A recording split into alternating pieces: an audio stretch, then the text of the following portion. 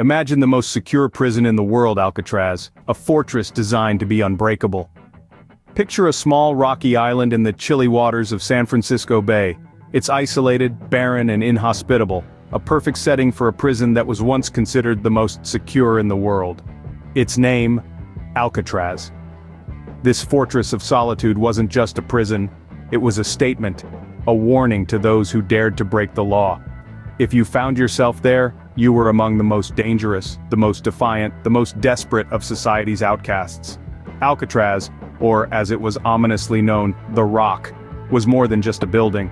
It was a symbol of ultimate punishment, a place where the worst of the worst were sent to disappear. The prison's design was as formidable as the reputation that preceded it. Massive walls of concrete and steel, watchtowers armed with vigilant guards, and the merciless icy currents of the San Francisco Bay, all combined to create a fortress that seemed unbreakable. The inmates of Alcatraz weren't your average lawbreakers, they were the Al Capones, the machine gun Kellys of the world. Criminals so notorious their names echoed in the annals of crime history. These were men who had proven too difficult, too dangerous for other institutions. And so, they were sent to Alcatraz, a place designed to contain the seemingly uncontainable.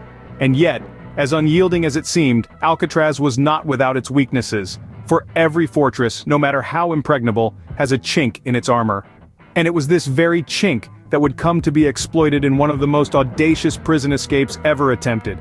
Everyone believed Alcatraz was impenetrable, until June 11, 1962.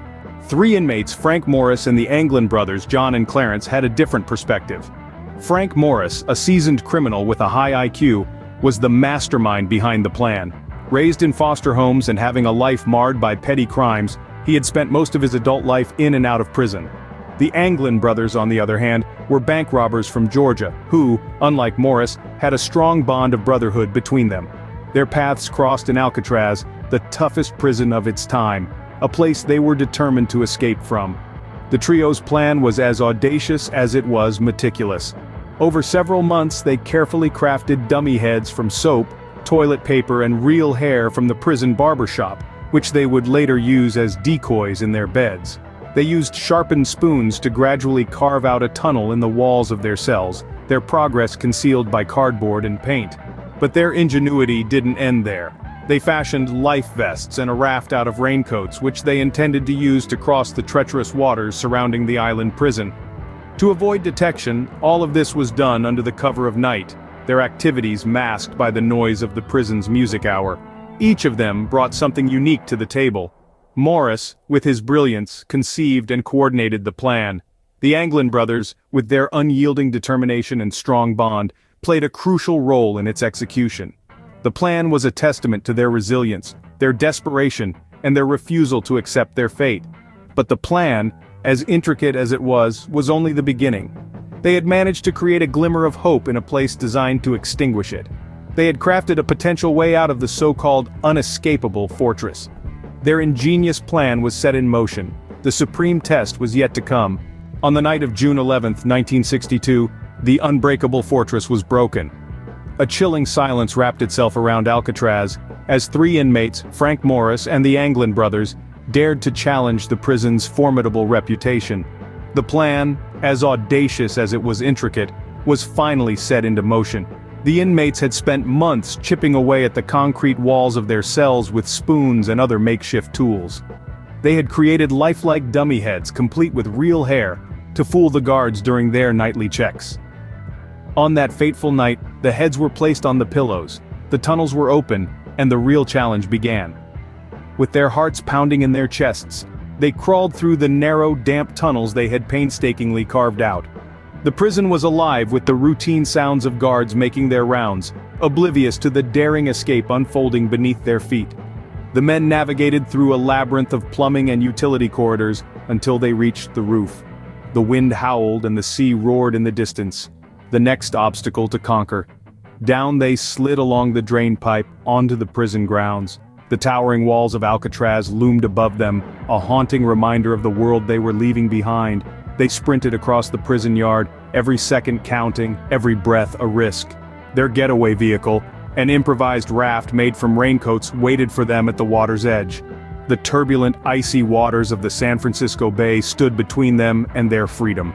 Undeterred, they launched their raft into the dark abyss, battling the waves, the cold, and their own fears. Each stroke towards the unknown was a stroke away from the life they had known. As the sun began to peek over the horizon, the cell block stirred to life.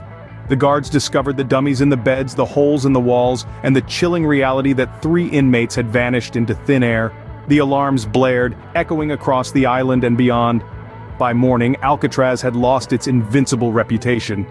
The Unbreakable Fortress had been broken, and the world held its breath as the manhunt began.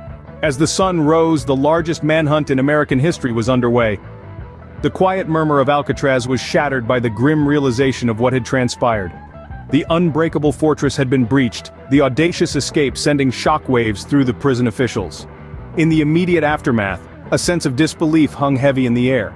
How could they have escaped from the most secure prison in America? Yet, the empty cells and the crude dummies left in their place were undeniable evidence. The prison was in lockdown, its reputation tarnished, and the officials were scrambling to piece together the puzzle. The initiation of the manhunt was swift and unyielding. Every available resource was pulled in. The FBI, the Coast Guard, local police departments, all unified in their pursuit. The waters surrounding Alcatraz were combed meticulously, the mainland scoured, every possible escape route analyzed. Wanted posters were plastered on every street corner, every bus stop, every police station across the country. The faces of the escapees were etched into the minds of millions, their names echoing through every media outlet. As the investigation progressed, various leads and theories emerged, each more confounding than the last. Some believed the men had drowned in the treacherous currents of the San Francisco Bay, their bodies swept away by the icy waters. Others held on to the notion that they had made it to the mainland, perhaps even further. Rumors of sightings spread like wildfire, from the back alleys of San Francisco to the far reaches of South America. Yet, with every passing day, the trail grew colder. The once promising leads turned into dead ends. The hopeful theories faded into the realm of speculation. The 3 men who dared to defy Alcatraz seemed to have vanished into thin air, leaving behind a legacy of one of the most daring prison escapes in history. Despite all efforts, the men were never found. The largest manhunt in American history, a testament to their ingenuity, ended not in capture, but in mystery. A mystery that continues to captivate us, even today.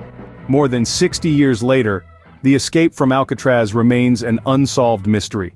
The audacity of the escape and the sheer determination of the inmates has left a lasting impression, fueling countless debates and theories about their fates.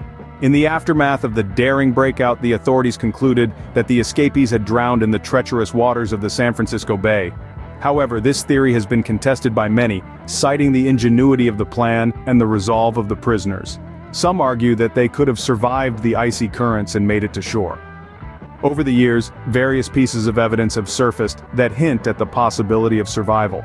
Reports of sightings, unverified letters, and even a deathbed confession have all added fuel to the fire of speculation. Yet none of these have provided definitive proof, leaving the puzzle unsolved. The debate over their survival took an interesting turn in the early 2000s when a team of researchers used computer models to recreate the conditions on the night of the escape. The results suggested that if the inmates had left at the right time, they could have ridden the currents to safety. However, this theory, like all others, remains unproven. In the absence of conclusive evidence, the fate of the Alcatraz escapees has become a source of fascination for true crime enthusiasts. Theories range from the plausible to the outlandish, each one offering a different ending to this thrilling tale. Some believe the escapees established new lives under assumed identities, while others suggest they met their end in the unforgiving waters of the bay. Regardless of the truth, the Alcatraz escape continues to captivate the imagination. It stands as a testament to the human spirit, a story of ingenuity, perseverance, and the relentless pursuit of freedom. The escapees may have vanished, but the legend they left behind continues to thrive. The Alcatraz escape, a testament to human ingenuity and determination, remains a captivating enigma in the annals of true crime.